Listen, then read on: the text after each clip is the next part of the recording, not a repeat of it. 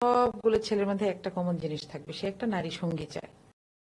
আপনি 100 জন পুরুষকে জিজ্ঞেস করেন যে সে একটা দ্বীপে যেতে চায়, সে সঙ্গী হিসেবে কি চায়, দেখবেন সে যদি 5টা জিনিসের কথা বলে সবগুলো ছেলের মধ্যে একটা কমন জিনিস থাকবে, সে একটা নারী সঙ্গী চায়।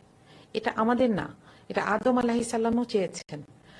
হাওয়াকে পাওয়ার আগ পর্যন্ত তার কাছে জান্নাতকে জান্নাত মনেই হয় নাই।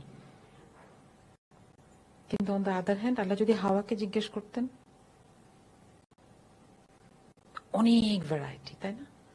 আমি একটা লেকচার শুনছিলাম, তো উনি বলছিলেন যে আমি এক্সপেরিমেন্টটা করেছি। আমি 100টা মেয়েকে, ওনার একটা লেকচারে আসছে, 100টা মেয়েকে স্লিপে লিখতে বলছে। পরে স্লিপগুলো নিয়ে আমি বসেছিলাম। একজন লিখেছে আমার মাকে নিয়ে যেতে চাই, একজন লিখেছে আমি একটা ঘোড়া চাই। হ্যাঁ, ভ্যারিয়েশন আছে এবং আল্লাহ তাকে সেভাবে এন্টারটেইন করবেন।